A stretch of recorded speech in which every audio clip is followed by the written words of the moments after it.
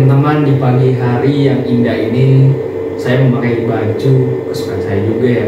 Ini ternyata ya membuat saya bahagia.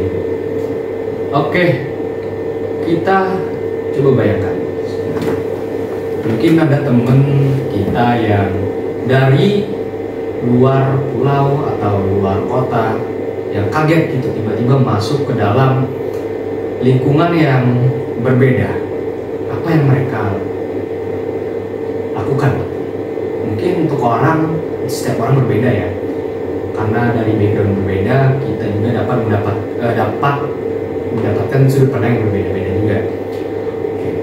Nah, di sini kita coba bayangkan dalam gambar ini, ketika ada orang yang berkumpul untuk berpesta, di mana pesta tersebut memiliki 5 orang di dalamnya. Nah, kemudian ada satu orang yang bakal ikut nimbrung.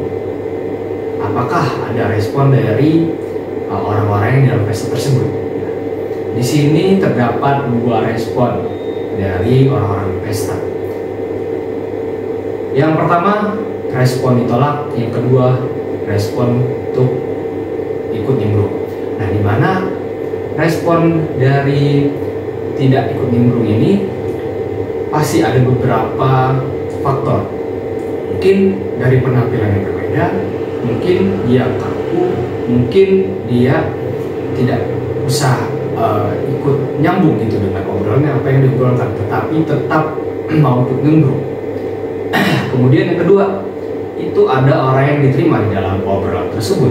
Ya mungkin karena dia asik, pembawaannya bagus, dan apa yang diobrolin juga nyambung nih di pestanya. Nah, dari sini kita bisa lihat bahwa otak manusia itu sangat istimewa dalam mengambil keputusan, dalam menerima orang lain. Kemudian ada contoh kasus juga di sini, di mana orang yang tidak disukai itu juga pasti bakal overthinking. Ada juga yang menolak, ada juga yang ya biasa saja ketika ditolak. Nah, ini merupakan respon dari manusia juga. Oke, sebelumnya selamat pagi, siang, sore, dan malam. Perkenalkan, saya Muhammad Raffi Nugraha. Di sini saya akan membahas terkait saat hai tak dibalas, menyikapi diamnya orang baru. Seperti yang saya bilang tadi, otak manusia bakal mengambil keputusan secara cepat, efisien, karena otak kita juga suka dengan yang berbau sama dengan kita atau familiar dengan kita sendiri. Nah, dari studi yang saya baca, familiar dan toleransi itu merupakan hal yang berkaitan dalam menerima seseorang yang baru.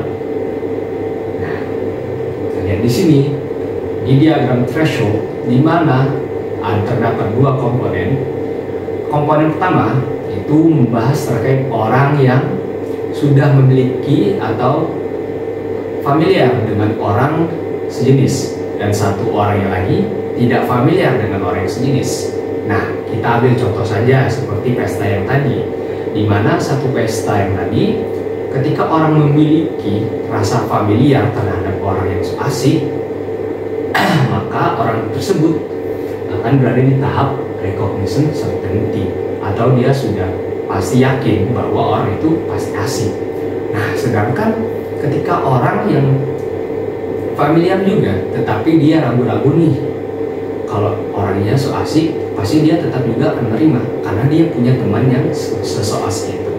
Tapi dalam pertemuan pertamanya saja, tapi ya seperti itu. Kemudian ada orang yang dalam keadaan yang tidak familiar dengan orang sejenis itu, orang atau contohnya orang yang so asik gitu. Nah, dia tidak familiar dengan orang so asik itu. Nah, mungkin ada 2 respon dari dia. Yang pertama, dalam tahap ragu-ragu, dia bakal menerima dan tidak. Nah, pada saat kondisi menerima, dia itu bakalan mengucapkan kayaknya orang ini asik deh, karena memang mungkin untuk dia ini orangnya asik gitu. Nah sedangkan untuk tidak, mungkin orangnya ini dia memang tidak asik gitu. Nah sedangkan untuk fase rejection certainty atau emang dalam tahap dia menolak gitu, dia tidak mau dengan orang tersebut, maka dia akan menolak, akan menjauh dengan orang itu. Nah selanjutnya, oke.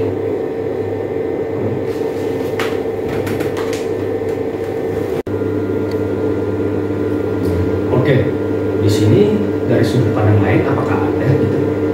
Nah, kita harus mengenal dulu tokoh ini.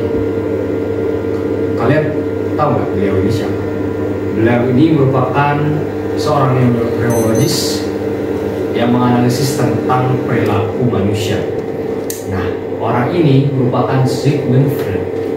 Dia mengatakan bahwa manusia itu dikendalikan oleh 3 komponen, yang dimana komponen pertama itu adalah id.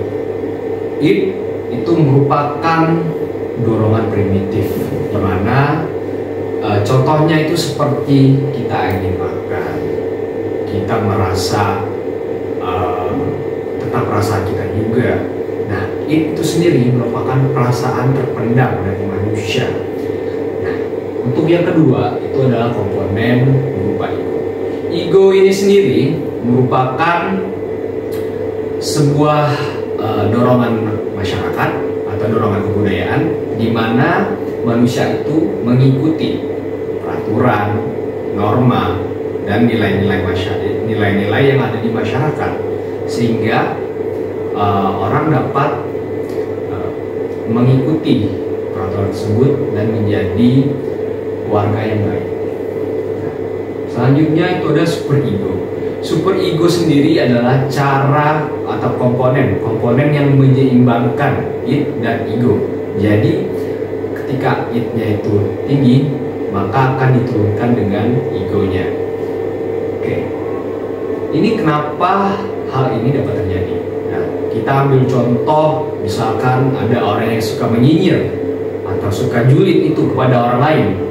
Nah, di dalam teorinya Sigmund Freud, dia menyatakan bahwa ketika orang itu suka menyinyir orang lain atau berbicara julid itu, id-nya sendiri itu lebih aktif atau banyak, karena dorongan yang mungkin dari iri dengkinya mereka itu sangatlah tinggi. Sedangkan untuk ego mereka atau nilai-nilai yang mendorong mereka untuk menaati peraturan atau kebudayaan itu kecil, sehingga yang dimana juga peran super ego dari ini gagal menengahi gitu. Maka terjadilah pemenuhan kebutuhan dari perasaan terpendam dari id-nya itu sendiri.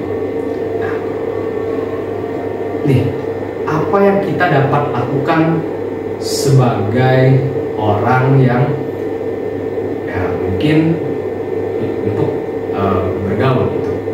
Nah, yang pertama, jadilah versi terbaik kalian sendiri, karena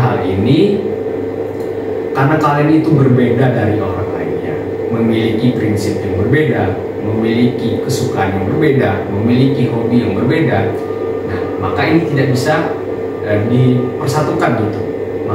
Makanya dari itu kalian harus mengasah lagi kepribadian kalian agar memiliki prinsip yang kuat. Nah, selanjutnya itu adalah carilah lingkungan yang dapat meningkatkan prinsip kalian itu, atau meningkatkan kepribadian kalian menjadi lebih baik lagi. Karena lingkungan ini dapat menjadi support system kalian gitu. Kalau kalian tidak mencari lingkungan yang tidak mensupport kalian, kalau kalian mencari seperti itu, maka kalian tidak akan bertumbuh menjadi orang yang lebih baik lagi. Karena orang yang lebih baik adalah orang yang dapat mengenali dirinya sendiri. Mungkin itu saja dari saya. Sekian dan terima kasih.